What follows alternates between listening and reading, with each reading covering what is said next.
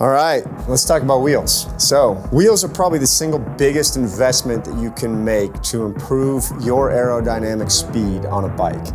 The biggest thing that you can do to improve your aerodynamics is to just get an aero bar. Just putting an aero bar even on a standard road bike is probably going to increase your gain in efficiency by 1 mile per hour at about 20 miles per hour. So if you were given a constant power on a road bike on your drops and then you put an aero bar on the bike and got in that position, you're probably going to see about a 1 mile per hour gain. Outside of that aero bar, next biggest thing is going to be your wheels.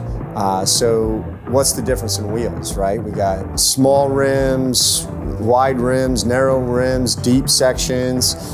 So let's talk a little bit about what makes a wheel fast. So you've probably heard this saying before, so it should be repeated here, but if you have the opportunity to ride a disc wheel, a solid disc wheel, that's going to be your fastest option for a rear wheel always.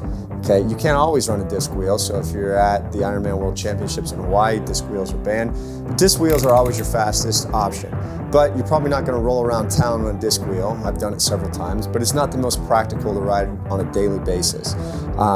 So what makes a disc wheel really fast? Well, it's completely closed. So anytime the wind hits this, it has no spokes that the wind goes through to create turbulence. Okay, so that's what makes a disc wheel really fast. And you'll notice not all disc wheels are exactly the same. So I'm going to show you two different wheels right here. These were both previous wheels that I raced on. My last full Ironman at Arizona was on this head disc over here. You can see they don't have the same shape either, right? So this zip disc is flat. The head is lenticular in shape, so it has some actual shape to it. And so not all discs are created equal. So we know that the lenticular disc is actually a little bit faster than the flat disc. And the disc that I ride now is actually a Roval 321, which we took to the wind tunnel and was the fastest disc we've ever tested in the wind tunnel. So Red Crown makes a disc too, but it's a flat disc and it performs very similarly to this zip disc at a lower cost. Head's got a lenticular shape that was a little bit faster than the disc that we made, and not quite as fast as the Roval 321, which is the fastest disc we make. The Roval 321 was the fastest disc wheel that we tested in the wind tunnel. And so, look, I make no compromises with my equipment. So you'll see me riding a Roval 321 until I can figure out how to make a disc wheel faster. It's not a huge priority to me right now, but I won't make those compromises, so that's the wheel I'm riding right now. This is probably the most famous. This is a Zip 808 NSW, and NSW really just means the hub that's in there. That's the Zip Cognition hub. Instead of the other 188 or older hubs that Zip used on these wheels. So the Zip 808 is one of the most popular. There are other wheels. The Zip 858 is actually a little bit faster than this wheel. And then we see a profile design 78. So this is 78 millimeter deep versus the 808, which is similar around an 80 millimeter depth wheel. And so you can see these are other good choices. You see people riding wheels this deep in Kona. The deeper your wheel, the better the aerodynamic performance, right? So when we take an 88 versus a Zip 808, we can enhance the aerodynamics by a little bit, and you'll see the Zip is a little narrower. So this Zip is probably about 23 millimeters wide. The wider Zips are about 25 millimeters. So the Zips perform really well with narrow tires on them. When we developed this Red Crown barrel, we wanted it to test for what we believe at the time is the most aerodynamic 25 millimeter tire, which is the Continental GP 5000 tire, available in a tubed or tubeless version. So we really developed this rim around that tire. And so this rim right here is super, super fast with that tire on it. And why that tire? Well, one, it's an aero tire, but two, it also has super, super low rolling resistance, which is important if you want to go fast. I love to go fast. So that's what makes a good rear wheel. So these are all good options, the Zip 808 or Zip 858, either one. They're both really fast wheels from Zip. Profile design 78s, heads, Envies. A lot of companies make really good deep dish rear wheels. What makes Red Crown different? Well, we're a little bit wider than everybody else's deep dish wheel. We're 88 millimeters, so there are some deeper. Heads would be 90s. Flow makes a 90.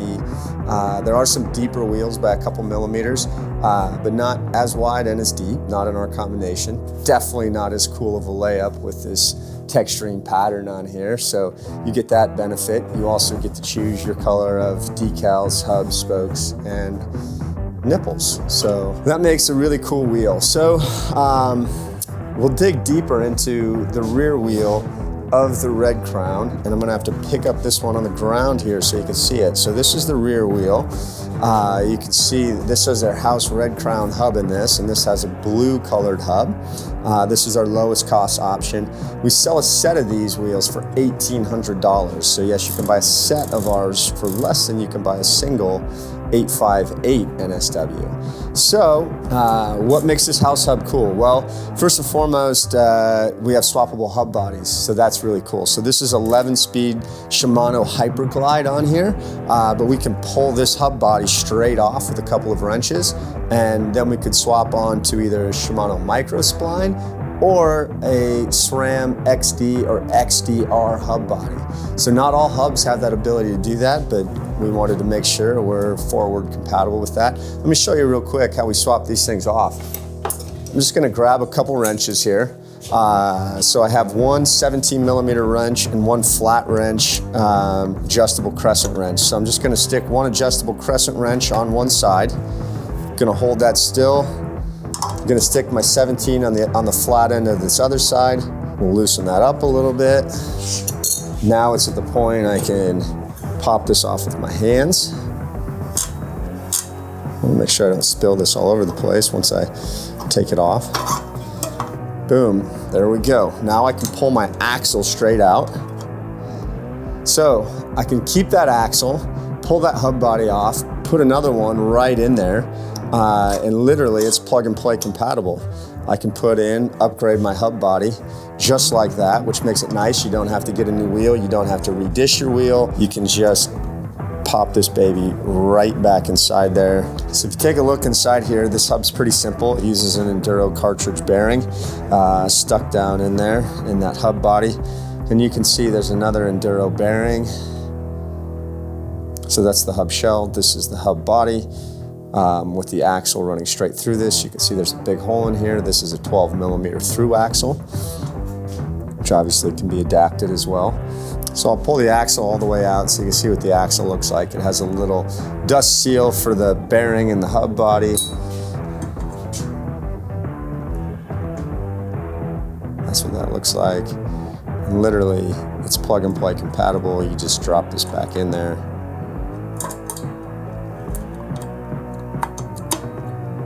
Just like that.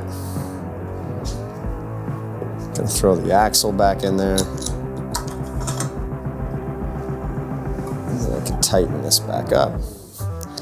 And I can hand tighten it most of the way. I need to finish the tightening with my wrenches. Just gonna put that on the flat edges on there. Tighten that axle back up. There you have it. I can show you I have one little swappable hub body right here. This is an actual XD. So you can see this is what an XD driver body looks like and how that would fit on there. I don't want to put that on there because I don't want to do 12-speed mountain on this wheel. But I could do SRAM's 12-speed mountain hub on this, swap it out. So that's one of the things that's cool about Red Crown barrel in-house hubs. Swappable hub bodies make it really easy to upgrade your bike equipment. Outside of that, aerodynamic performance obviously means a lot too. So we develop these in the wind tunnel. We test these against the Zip 858, which is kind of the current champion of all-around race performance with the 25 millimeter Conti GP 5000.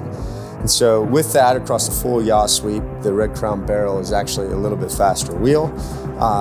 That's why it's a wheel that I race on. So you'll see me in a race like Hawaii with dual Red Crown barrels.